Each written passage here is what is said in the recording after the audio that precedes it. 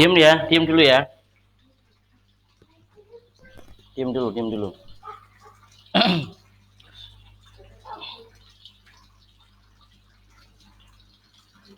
Assalamualaikum warahmatullahi wabarakatuh.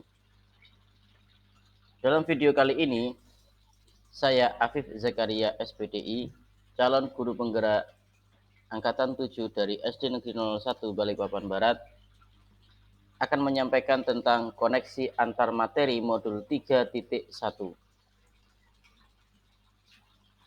Judul modul ini adalah pengambilan keputusan sebagai pemimpin pembelajaran. Berawal dari sebuah kata-kata bijak, mengajarkan anak menghitung itu baik, namun mengajarkan mereka apa yang berharga atau utama adalah yang terbaik. Dari kutipan di atas, apa kaitannya dengan proses pembelajaran yang sedang Anda pelajari saat ini?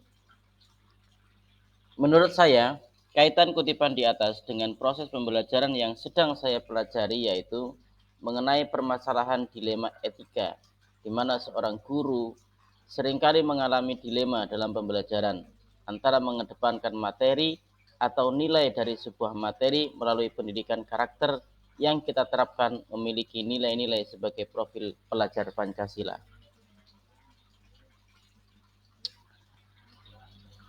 Pertanyaan pertama, bagaimana nilai-nilai atau prinsip yang kita anut dalam suatu pengambilan keputusan dapat memberikan dampak pada lingkungan kita? Jawabannya, bagi saya, pengambilan keputusan harus dapat dipertanggungjawabkan serta berpihak pada murid. Hal tersebut juga diharapkan dapat memberikan dampak positif untuk lingkungan, yaitu terciptanya lingkungan yang aman, nyaman, tanpa adanya perselisihan. Pertanyaan kedua, bagaimana Anda sebagai seorang pemimpin pembelajaran dapat berkontribusi pada proses pembelajaran murid dalam pengambilan keputusan Anda? Jawaban saya, sebagai pemimpin pembelajaran, saya harus dapat menuntun siswa untuk tumbuh dan berkembang sesuai dengan kodratnya, sehingga ia mendapatkan kebahagiaan dalam belajar. Pengambilan keputusan dalam pembelajaran harus berpihak pada murid yang dapat dilaksanakan melalui pembelajaran berdiferensiasi.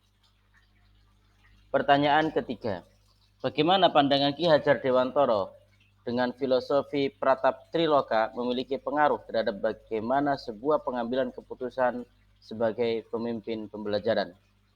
Jawaban saya, filosofi Pratap Triloka Ki Hajar Dewantoro khususnya yang berbunyi ing ngarsa sung tulodo memberikan pengaruh yang besar dalam mengambil keputusan sebagai pemimpin pembelajaran.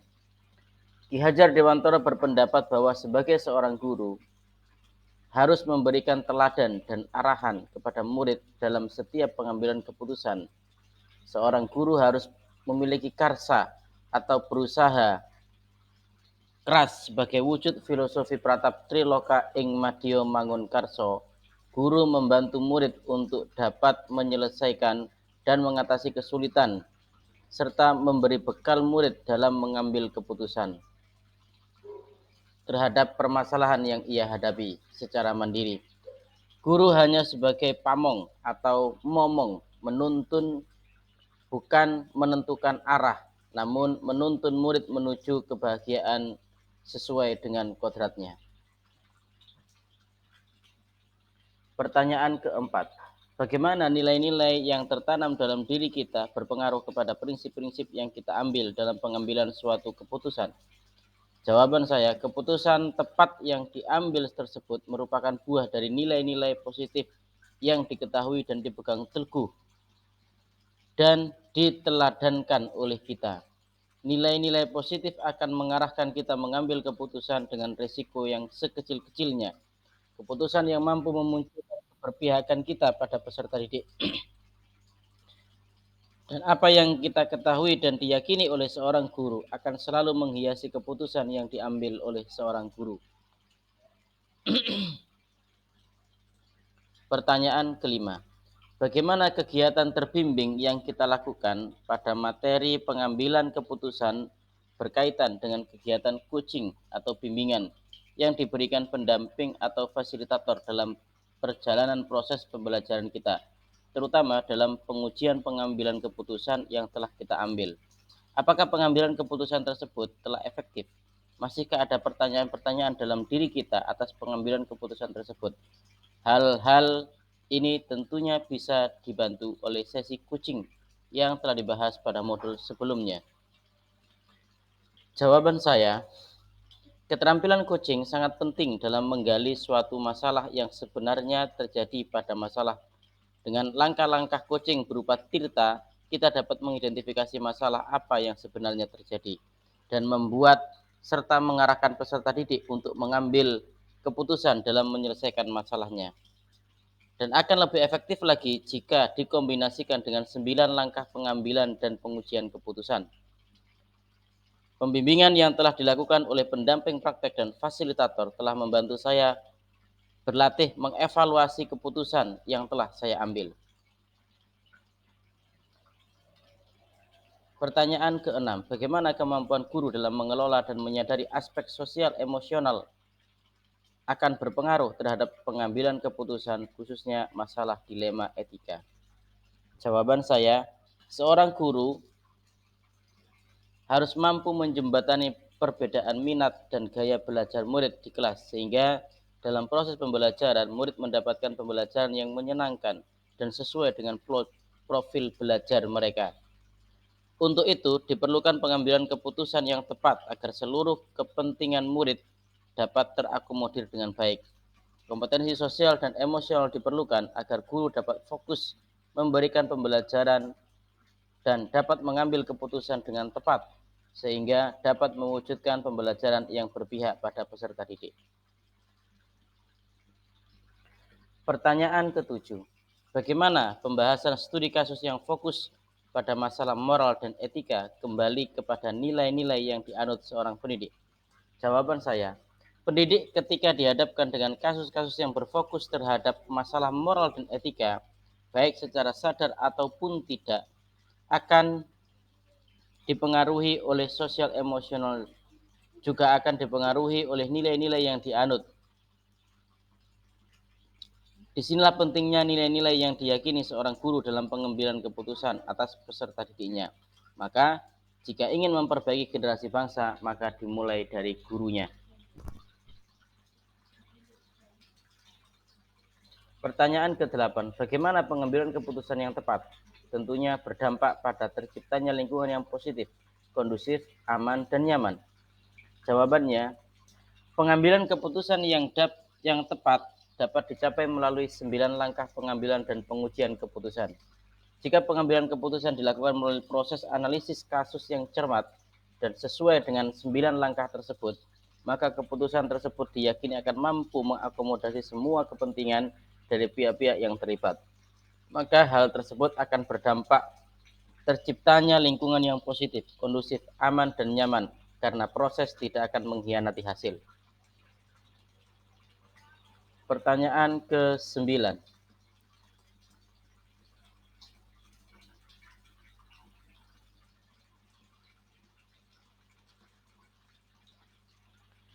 Apakah tantangan-tantangan di lingkungan Anda yang sulit dilaksanakan untuk menjalankan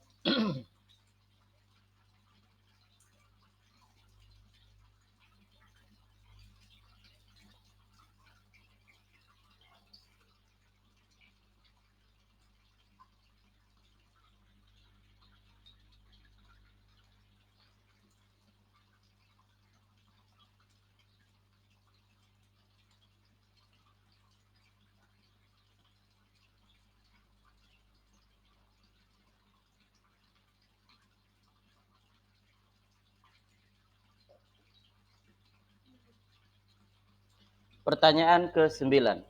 Apakah tantangan-tantangan di lingkungan Anda yang sulit dilaksanakan untuk menjalankan pengambilan keputusan terhadap kasus-kasus dilema etika ini? Apakah ini kembali ke masalah perubahan paradigma di lingkungan Anda? Jawaban saya adalah tentu.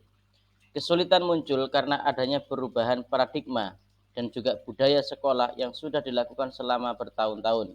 Ibarat memercik air yang tenang, pasti akan muncul riak air.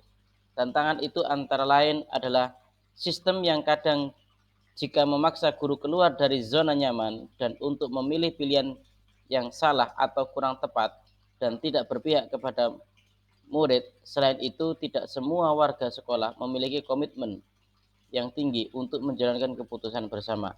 Selain itu juga, kadang keputusan yang diambil tidak sepenuhnya melibatkan guru sebagai pelaksana, sehingga muncul kendala-kendala.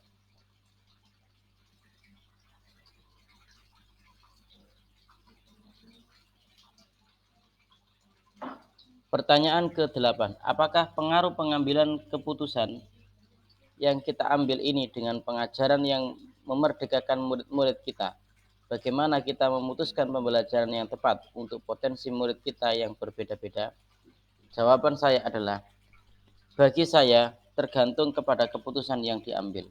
Apabila keputusan tersebut sudah berpihak kepada murid, maka hal ini akan dapat memerdekakan murid dalam belajar, sehingga murid dapat berkembang sesuai dengan potensi dan kodratnya. Namun sebaliknya, apabila keputusan tersebut tidak berpihak pada murid dalam konten, proses, dan produk, maka kemerdekaan belajar murid hanya sebuah idealisme, dan murid tidak akan dapat berkembang sesuai dengan potensi dan kodratnya. Pertanyaan ke-9. Bagaimana seorang pemimpin pembelajaran dapat mengambil keputusan dapat mempengaruhi kehidupan atau masa depan murid-muridnya?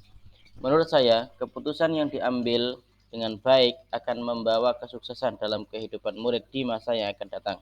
Karena siswa secara tidak langsung akan mendapat pengalaman berharga dari setiap putusan yang dibuat oleh guru. Demikian pula sebaliknya, keputusan yang berpihak kepada murid haruslah melalui pertimbangan yang sangat akurat, di mana dilakukan terlebih dahulu pemetaan terhadap minat belajar, profil belajar, dan kesiapan belajar murid, untuk kemudian dilakukan pembelajaran yang berdiferensiasi. Pertanyaan ke-10 atau yang terakhir. Apakah kesimpulan akhir yang dapat Anda tarik dari pembelajaran modul materi ini dan keterkaitannya dengan modul-modul sebelumnya? Kesimpulan yang didapat dari pembelajaran modul ini yang dikaitkan dengan modul-modul sebelumnya adalah, jawaban saya, pengambilan keputusan adalah satu kompetensi atau skill yang harus dimiliki oleh guru dan harus berlandaskan kepada filosofi Ki Hajar Dewantara yang dikaitkan sebagai pemimpin pembelajaran.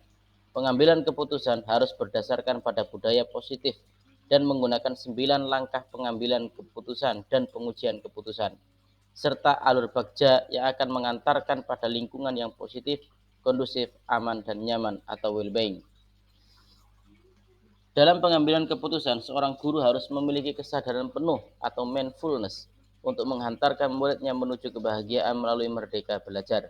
Dalam perjalanannya menuju profil pelajar Pancasila, akan ada banyak dilema etika dan dilema moral, sehingga penting bagi guru untuk memiliki keterampilan pengambilan keputusan sebagai pemimpin pembelajaran. Demikian koneksi antar materi yang saya buat. Terima kasih. Saya Afif Zakaria. Assalamualaikum warahmatullahi wabarakatuh. Mari bergerak dan menggerakkan sebagai guru penggerak.